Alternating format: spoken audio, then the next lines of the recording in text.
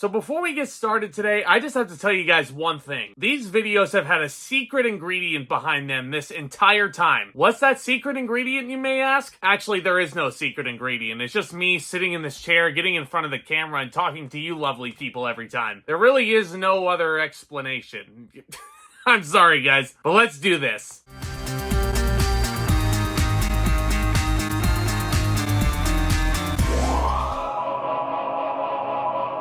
Well, ask and you shall receive, my friends. In the build-up to the brand new Kung Fu Panda movie, the fourth installment in the franchise hitting everywhere in theaters March 8th, I'm going to take a look at all three preceding entries, starting with the initial one from 2008. And I'll be honest, I was around 11 years old when this movie was announced and when it actually came out, and I didn't even think it was a real movie. Like, just listen to that title, Kung Fu Panda. That honestly just sounds like a joke. So much so that I didn't even think Dreamworks was behind this. I actually thought this was more so a Nickelodeon release. And I thought it was gonna be a really, really bad Nickelodeon release. But truth be told, I didn't go to see this in the theater just because I thought it looked dumb. It came out on DVD. I watched it then, and I was freaking blown away by it. And sitting here now, 16 years later after the fact, Kung Fu Panda can honestly be argued nowadays as one of DreamWorks' most profitable and best franchises that they've ever put out. It's right up there with the best of them. Shrek, How to Train Your Dragon.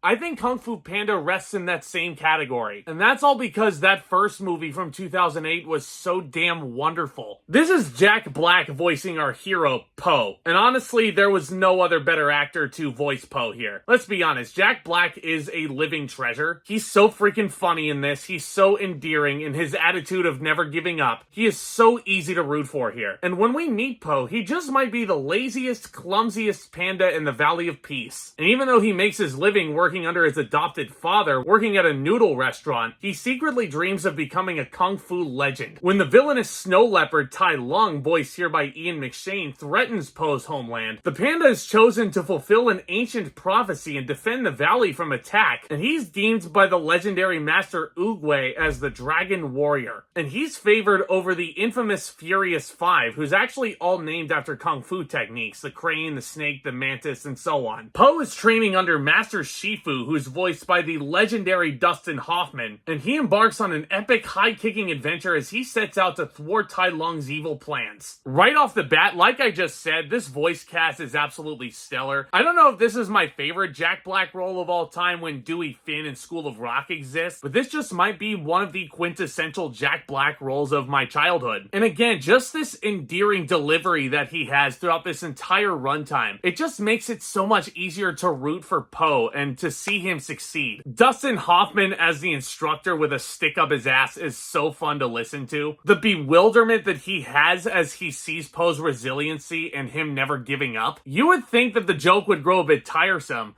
but with how Dustin Hoffman is delivering all this dialogue, it just grows funnier and funnier. And the movie is very funny as well. Like, I still find myself cracking up at a good majority of the jokes in here. And that's not easy for comedies to do nowadays, I'll tell you that much. And I feel like this is one of the easiest movies to sit through nowadays. Not just because of how funny it is, but because of the fast pace. And the fast pace also means that you get some really kick-ass and dope action sequences. How these hand-to-hand combat sequences in the Kung Fu itself is actually animated, and the frenetic energy that's being put into all these moves, it is just beautiful. The movie itself is beautiful to look at. It's very colorful. The atmosphere definitely reminds you of a Crouching Tiger, Hidden Dragon atmosphere. And there's just something about this movie and being in this universe, it sucks you in. That is the crux of what every great movie with a great atmosphere should try and do. And I think the passion that's being put into this project, not just from the animators at DreamWorks, the voice cast, like I said, Jack Black, Dustin Hoffman, great anchored performances. All five members of the Furious Five are cast wonderfully. You have Angelina Jolie as the jealous tigress. I think she has a lot of really great character moments in here playing off of Po. Of course, it's a kung fu movie, so you have to have Jackie Chan involved. And damn, he has some really good zingers in here also. You have David Cross voicing Crane in here, and David Cross certainly Like, after his stint in that original Alvin and the Chipmunks live action movie, like, damn, he is lucky that Kung Fu Panda existed. Otherwise, I don't really know where his career would have gone. How could I forget Lucy Liu as Snake, who's a very warm presence in the group? And of course, you have Seth Rogen as Master Mantis. And it took me a while on this rewatch to figure out who is actually voicing this character, and as soon as the first words came out of Mantis's mouth, I'm like, is that Seth Rogen? And then I got to thinking about it.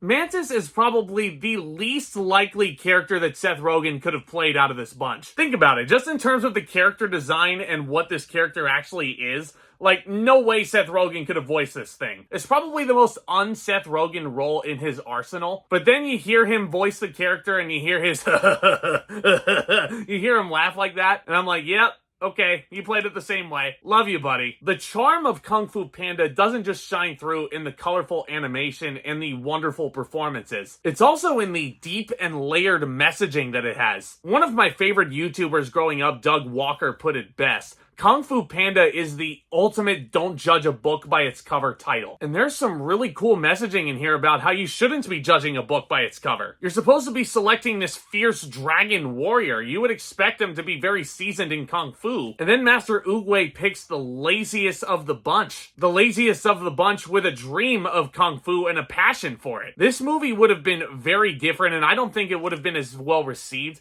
if Po did not have the passion for Kung Fu like he does. Because with that added passion comes a whole new layer for the audience in rooting for our hero. Because we want to see him fulfill his dreams and overcome all the obstacles that he has, not just physically, but mentally as well. Holy chicken dumplings, this is a kid's movie? It's meant to be enjoyed by people at any age. I'm 27 years old. I still love this original Kung Fu Panda. I think it's absolutely marvelous. If I had to nitpick one little thing about this movie, yeah, does every joke hit in a comedy? No. But a good majority of the jokes in Kung Fu Panda do land on their feet, and they master the art of splitting your sides with laughter. I will tell you though, the villain here, played by Ian McShane, is not a bad villain. I love the design of this thing. He just looks so foreboding and intimidating. And the voice work that accompanies this design, it's just a pitch-perfect match. But I would honestly liken this villain in terms of overall scope and potential to Randall from Monsters, Inc. Yeah, Randall is a very fun villain with a very fun voice actor and a really cool design. But it's almost like the movie is trying to find a balance between being a gut-bustingly hilarious villain and an actually intimidating, despicable villain. And I feel like Tai Lung suffers from the same syndrome here. Like, if you wanted to have more balance between funny and despicable,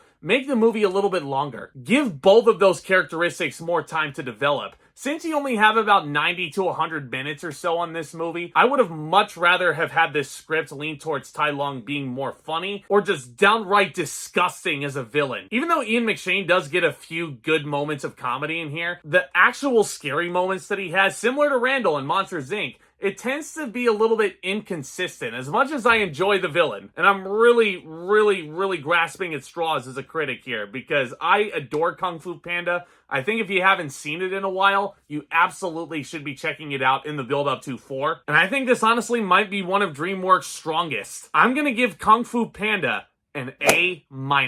A wonderful feature for people of all ages with an inspiring message and an energetic and charming voice cast to really elevate this material. But let me know what you think of this original Kung Fu Panda down in the comments. Which one is your favorite out of the 3 so far? Which one is your favorite DreamWorks movie? I think there's a lot that can contend for that title of Best DreamWorks Film, guys. I love discussing all new things in movies and entertainment here on the regular. If you hopped onto this channel for the first time, welcome. Do consider subscribing today. Tap on that thumbs up as well. That only helps continue to spread this content out there to more lovely viewers like you.